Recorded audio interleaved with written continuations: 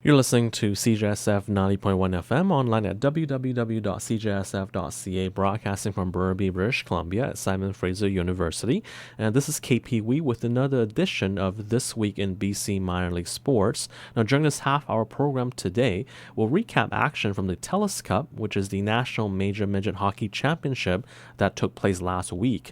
So lots of action to cover in this weekly sports program this morning. Now, if you're new to this program, just to let you know, we don't do any Major League sports. So, yes, I know that Major League Baseball is here, and the NBA and NHL playoffs are already in the second round. And also, there was a big scandal last week in the NBA regarding one of their owners, which needed the commissioner to get involved. So I've been following all of those stories because of personal interest in each of these leagues, and I've actually spent more time watching, listening, and reading up on all these stories in the past week. But I won't be discussing any of these on this show because this program is strictly focused on sports action that isn't talked about on mainstream media. So I'm not gonna spend any time talking about the NHL playoffs or the NBA scandal from last week. So we're focused this week on the National Midget Championship in hockey that again took place last week as 6 teams traveled to Moose Jaw, Saskatchewan for the 2014 Telus Cup tournament to decide the Major Midget Hockey Championship for men for this season. So I'm just going to get to that right now. And just to let you know, with the Telus Cup, the teams spent a week there in Moose Jaw, Saskatchewan, with the championship being won on Sunday. But to get to the championships, you had to, first of all, survive the round robin part of the tournament and make it into the semifinals. And how it works is this: there are 6 teams. Each team plays once against each other during the round robin for 5 straight days. So it goes Monday, Tuesday, Wednesday, Thursday, Friday. So no break in between. And gosh, can you imagine playing 5 games in 5 days for hockey? It's it's unheard of, obviously in the professional leagues, but for the Telus Cup with the under 18, because these players are between 15 to 17 years of age, so they are under 18. So with these players to have to go through the round robin part of the tournament, like 5 games in 5 days, that's definitely a very grueling part of the schedule for them. Basically, as mentioned, you had to survive the round robin or the preliminary round to make it into the playoffs. So each team will play once against each other in the round robin for 5 straight days, and with 6 teams in a tournament. As mentioned, each team will play every day, Monday, Tuesday, Wednesday, Friday in the round robin. And then the top 4 teams advance to the semifinals on Saturday, and then the week will wrap up with the bronze medal and gold medal games on Sunday. So all of this took place last week. Now, the Pacific region's representatives in this year's Telus Cup, of course, are the Okanagan Rockets, who were champions of the BC Major Midget League. We've been covering that league. We had covered that league during the winter time, and Okanagan was the top team in BC. And then the Rockets then won the Pacific Regional Championships against the Alberta League champions to advance to the Telus Cup tournament. Now, as we mentioned in last week's show, the Okanagan Rockets then began their quest for the national championship by rallying from a 3-1 deficit for a 3-3 tie against the Grenadier de Chateauguay on Monday, April 21st. So that was a team from Quebec that they were facing. As mentioned, Okanagan had to come back from a 3-1 deficit in the second period on Monday to earn the tie. And then, again, there's no breaks in between games. So on Tuesday, the Rockets were back on the ice again. And Okanagan took on the host team, the Moose Jaw Generals, on Tuesday. And again, the Rockets fell behind early for the second straight day because just 3:09 into the game, Moose Jaw got on the scoreboard when Regan Nagy scored on the power play to make it 1-0 for the Generals. 3 minutes later, on another Moose Jaw power play, Ben Verrill scored to make it 2-0.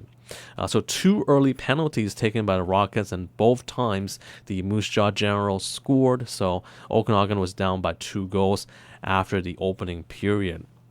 Now, in the second period, with the Rockets on a power play of their own, Tanner Wisnowski scored to cut the deficit to 2-1.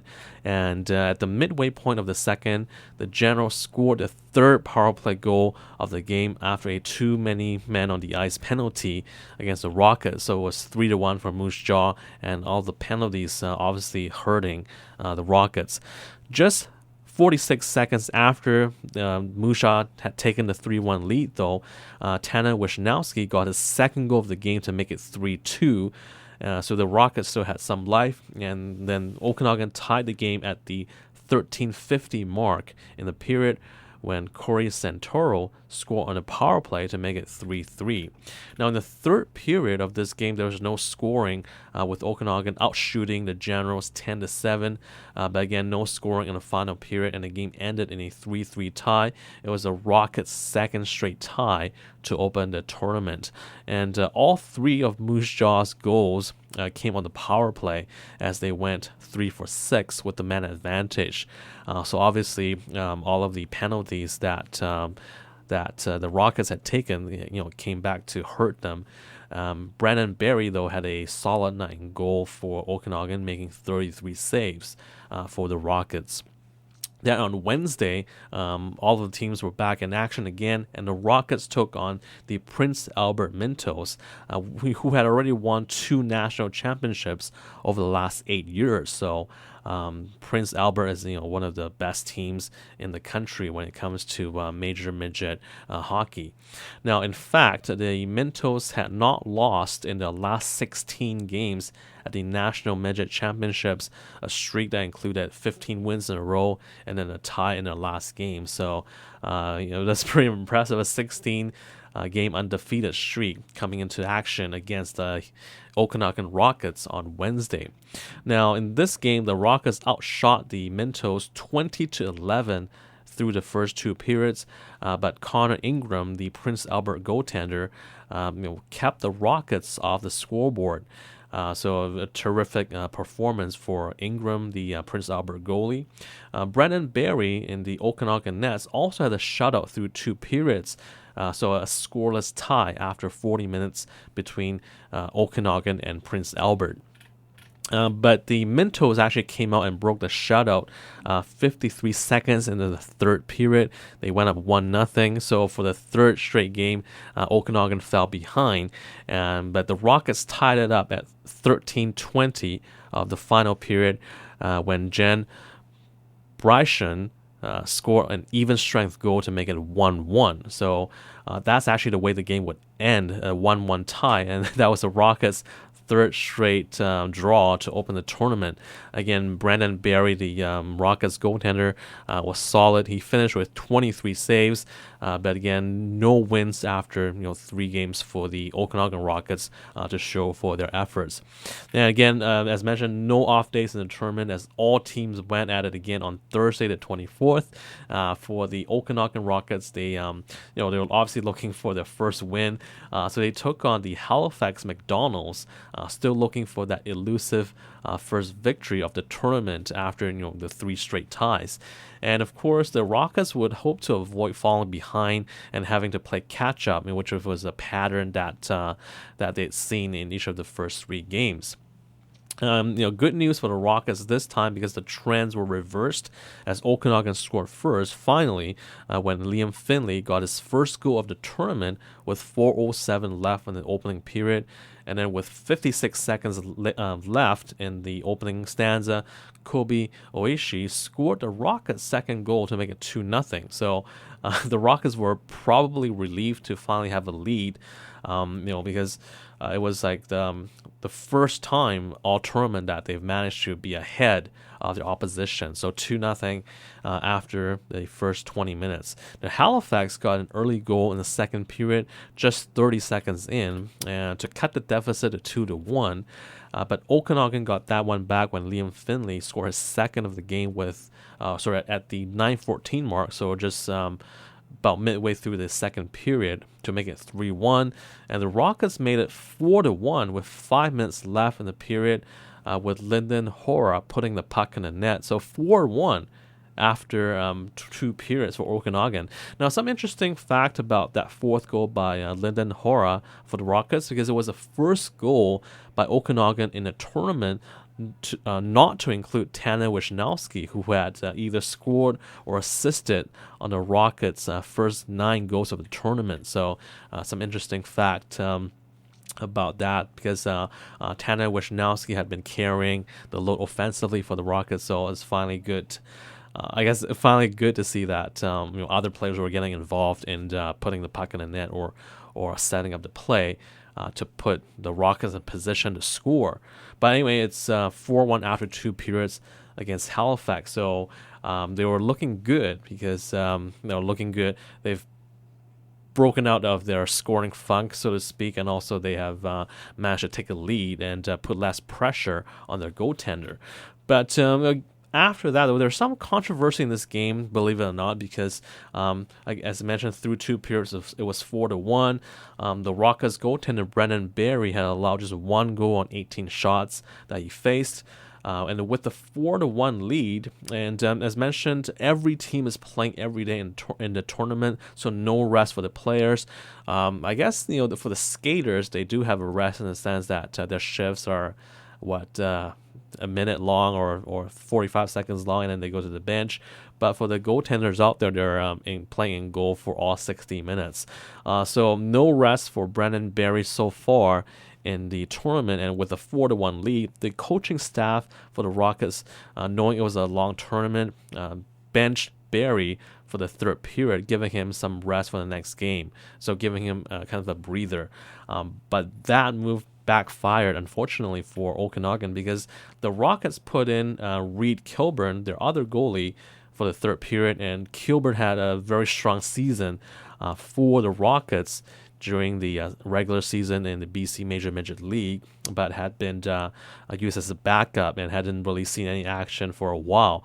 So he went in there for the third period, and unfortunately for the Rockets, Halifax poured it on against him, because Patrick Stewart scored on a power play for Halifax at the 6:06 mark of the third, and it was 4-2 for Okanagan, so now down to a 2-goal deficit.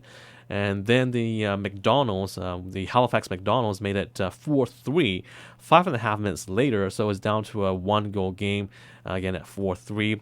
The Rockets, they were still in good shape. They were ahead by 1 goal with less than 5 minutes left. But with 4:14 remaining, Dylan Boucher scored Halifax's 3rd goal of the period.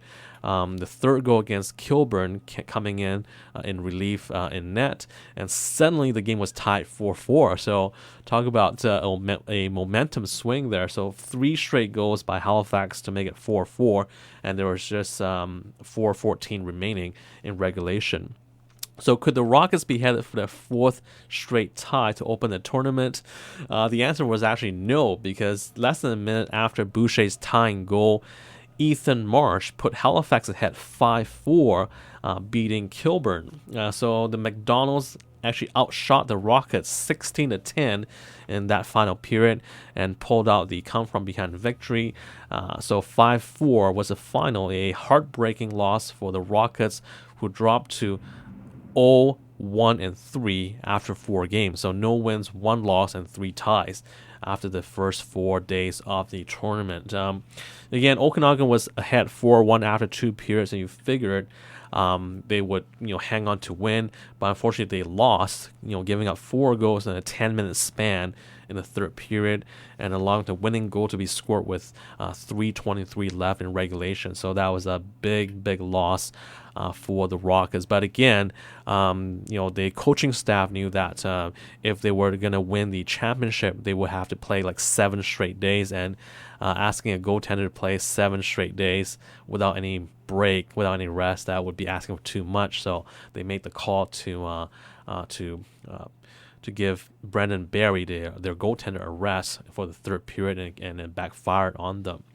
But there was still one more game to play in the round robin portion of the tournament, because on Friday, again the last day of the round robin, the Rockets faced the Toronto Young Nationals. Again, the Rockets hadn't won a game yet, and they needed to beat Toronto to secure a spot in the semifinals. And the Rockets came out firing in this one, with Lyndon Hora scoring at the midway point of the opening period. 24 seconds later, Brandon Wagner scored for the Rockets, and they were ahead 2-0. The Nationals got on the scoreboard with 6 minutes to go in the first period. They cut the deficit to 2-1. In the second period, the Rockets scored 3 goals in a 5.5 minute span to go up 5-1, and actually was within the first 5.5 minutes of that period. Jake Krisky, Tanner Campbell, and Tyson Jost all scoring for Okanagan, so it was 5-1 after 2 periods. With the Rockets needing a win in this one, they kept Brandon Barry in goal for the entire game, and the Skaters didn't have a letdown in front of him, because Carter Hikichi scored for the Rockets just 2 minutes and 41 seconds into the third period, making it 6-1. And the Rockets just poured it on in that final 20 minutes. And in fact, Okanagan had 24 shots on goal in that third period alone, and they scored 6 times. And they actually outshot the Nationals 24-7 in that third period. So the final score was 11-2 for Okanagan, as they really broke out of their scoring slump. So the Rockets earned their first win of the tournament. And again, the final score 11-2 against the Toronto Young Nationals on the final day of the round robin portion of the tournament. 4 Rockets players scored twice, and 12 recorded at least 1 point. So a total team effort, and also a dominant victory for Okanagan, and they really needed that one. So the round robin wrapped up on Friday, and the Rockets qualified for the semifinals because they finished 4th in the standings with a record of 1 win, 1 loss, and 3 ties. The Prince Albert Mintos, the top team during the round robin, went undefeated with a record of 3-0-2. Toronto, the team that got blown out by Okanagan on Friday, actually finished 2nd with a record of 3 wins and 2 losses. The Grenadier, the Chateauguay, were 3rd with a record of 2 wins, 1 loss, and 2 ties. The other 2 teams, Halifax and Moose Jaw, were eliminated from the semifinals. So with the Rockets finishing 4th, they took on the first place team, Prince Albert, in the semifinals on Saturday the 26th. Now, no rest for any of the teams, because the winner moves on to the medal games on Sunday. Now, just going to take some time to do some quick updates on what's happening locally, some free events or public service announcements, if you will, before we go back to the hockey action. But on Tuesday, May the 6th, the Burnaby Public Library is having a workshop called Employment Law in their Metrotown branch. That's from 7 p.m. to 8:30. Again, that's on Tuesday, May the 6th, from 7 p.m. to 8:30 at the Metrotown branch. The Burnaby Public Library, in partnership with the People's Law School, is holding this free workshop on employment law. So know your rights and responsibilities as an employee in a non-unionized workplace. A lawyer specializing in employment law will talk about your rights when applying for a job, working overtime, getting stat holidays, how to handle job termination, and also how to deal with workplace harassment as well. Find out how you can protect yourself if you have a problem on a job. Registration is required for this free workshop, and you will register by phoning the Metrotown branch 604-436-5400. That's 604-436-5400, or register online at the Burnaby Public Library website. Their website address is www.bpl.bc.ca. That's www.bpl.bc.ca. Meanwhile, at the Richmond Library on Sunday, May the 4th, there is an interesting event at the Brickhouse branch called Intergenerational Women's Writing Workshop, happening from 1:30 to 3:30 p.m. So this is a writing workshop led by interdisciplinary artist Margaret Dragu, who has won multiple awards for her work. Multi-generation women pairs will go through writing exercises to get their creative juices flowing before they write about what each would like to teach or wish for the other. Participants will have the opportunity to share their finished writing in Create and Learn, which is an online publication tool hosted by the Richmond Public Library. And for more information about this workshop, please go to www.yourlibrary.ca. That's www.yourlibrary.ca, and sign up is required for this. You may call them at 604-231-6413. That's 604-231-6413, or simply visit the Brickhouse branch and sign up on the second floor. Once again, this is happening on Sunday, May 4th at 1:30 p.m. So that's tomorrow. So a couple of interesting events at your local public library. This one was in the Metrotown branch on Thursday this past week on resumes and cover letters, which would have been kind of interesting, but unfortunately I didn't have a chance to go there. I had to work and I couldn't sneak out to attend. I mean, not that I need any advice on the subject, but I think it would be interesting to check it out because, I used to teach students how to write resumes and cover letters when I taught English as a second language several years ago.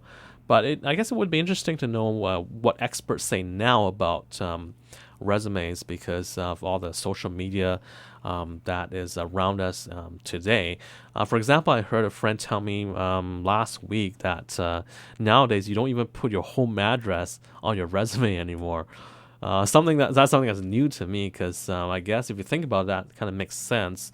After all, who mails anymore, right? So I guess it's acceptable to just have a city, province, and postal code on your resume. My friend was also telling me you don't really need anything that's really old on there on your resume. Like you just need like 10 to 12 years of solid work history on your resume. So if you think about it, it's 2014 right now. So I guess nothing before 2002. Or so. Something else like don't overbold things, otherwise bolding stuff would lose impact and so on. So lots of neat little tricks to pay attention to now that I think about it. But I had another friend look at my resume recently.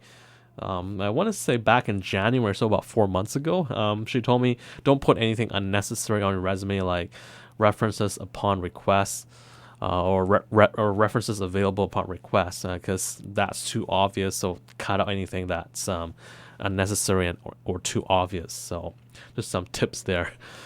And another topic, if you're looking to get some volunteer experience, you can also check out the City of Burnaby website at www.burnaby.ca because they have some opportunities for everyone. Because, for example, you can help out seniors as a way to give back to the community. If you have a clean driving record, you can become a volunteer driver, for example, because they're always looking for drivers to provide transportation to and from events for seniors or people with disabilities who are unable to use transit. So lots of opportunities can be found on www.burnaby.ca. So if you can check that out if you're interested in some volunteer experience. Now back to This Week in BC Minor League Sports with KPW here on CJSF 90.1 FM. As mentioned before the announcements, the Okanagan Rockets were facing the Prince Albert Mintos in the semifinals on Saturday for the right to play in the Telus Cup gold medal game, which will be the championships for major midget hockey in this country. Now, unfortunately for Okanagan, the Mintos scored twice in the first period to go up 2-0 before Okanagan got on the scoreboard with 5 seconds left in the opening stanza, so 2-1 after 20 minutes. Prince Albert got the only goal in the second period on the power play and had a 3-1 advantage after 40 minutes. Now in the third period, the Mintos had actually took a 4-1 lead just 47 seconds in. So a crushing goal to make it 4-1 before the Rockets scored 2 power play goals with Tyson Jost and Tanner Campbell getting those 2 tallies. It was 4-3 with 13 minutes remaining in regulation, but it actually wasn't meant to be for the Rockets because Prince Albert then got the next 2 goals to wrap up the 6-3 victory. So the Prince Albert Mintos moved on to the Telus Cup finals for a chance to win the 3rd gold medal in 9 years. The Rockets, meanwhile, had to settle for the bronze medal game on Sunday. They will be facing the Toronto Young Nationals, the same team that they blew up 11-2 on Friday, just 2 days earlier. So with the bronze medal on the line, you figured that Toronto definitely would be up to gain some revenge on the Rockets. And these two teams, the Rockets and the Toronto Young Nationals, battled through a scoreless first period before the Nationals got on the scoreboard with 2 power play goals in the last 4.5 minutes of the second period to go up 2-0. So, looked like Toronto would be on its way 2-0 after 40 minutes, especially, if you're scoring late in the period like the Toronto team did, especially on the power play, 2 late power play goals. You figured that, the opposition, in this case, the Okanagan Rockets, would feel kind of demoralized, going to the dressing room. But not the case, because the Rockets came out in the third period and they broke the shutout at 6:14 of the third stanza, with Lyndon Hora beating Toronto goalie Easy Benigno. And so it was 2-1 at that point. I guess I have to apologize for the pronunciation of these names. Anyway, so the good news is the Rockets scored to break the shutout for the Toronto goalie Benigno. I guess is his name. I can't pronounce it properly, but it was 2-1 at that point. 6 minutes into the third period. Toronto was called for a hooking penalty though, with just over 5 minutes to go, with the same score at 2-1, and the Rockets capitalized with Liam Finley scoring on the power play at the 15:10 mark, and the game was tied 2-2 with 4:50 remaining. Now, because this is the bronze medal game, there's overtime after regulation if both teams are tied. So if they end up tied after 3 periods, they'll be looking forward to overtime. But before that, they still had the last 4 minutes to play, and the Rockets were called for a late penalty with 3 minutes to go in regulation, but they killed that off, and the two teams went into overtime. And this one ended pretty early because Lyndon Hora scored the game winner at the 3:28 mark of the extra period to give the Rockets the 3-2 victory. It's the first medal for the Rockets in their first appearance at Canada's AAA Midget Hockey Championship. Definitely a great feat, because teams from BC have won just 1 gold medal in the tournament's 40-year history. So congratulations to the Okanagan Rockets for winning the bronze medal. I know they were going for gold, but still a great feat for Okanagan, especially the way they they opened the tournament, going winless in the first 4 games. So again, good job for the Okanagan Rockets. Meanwhile, the Telus Cup gold medal game was between the Grenadier, the Chateauguay, and the Prince Albert Mintos. That game also went into overtime as Prince Albert won 4-3 in the third overtime period to take home the gold medal. Prince Albert went 5-0-2 in the tournament this year. Then, of course, they beat Okanagan in the semifinals, and then the Grenadier, the Chateauguay, in the gold medal finals. They ran an undefeated streak to 21 games at the national tournament.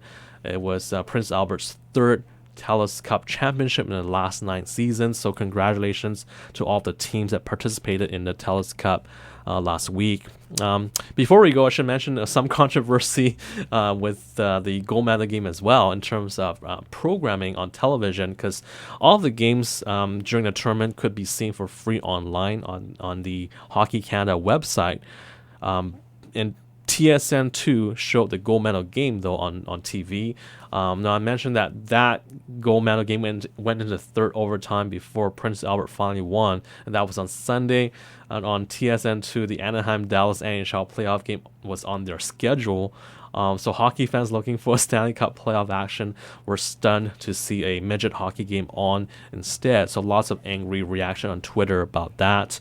So that was a bit unfortunate, but it still doesn't take away from a great tournament, as these teams battled hard for the national championship. So once again, congratulations to all the teams that participated in the Telus Cup last week. So that's actually all the time that we have for this program. Thanks for tuning in to This Week in BC Minor League Sports. We really enjoyed covering all the action for you, and we'll talk to you again next time as we have more sports in this hour. So we'll talk to you again next week.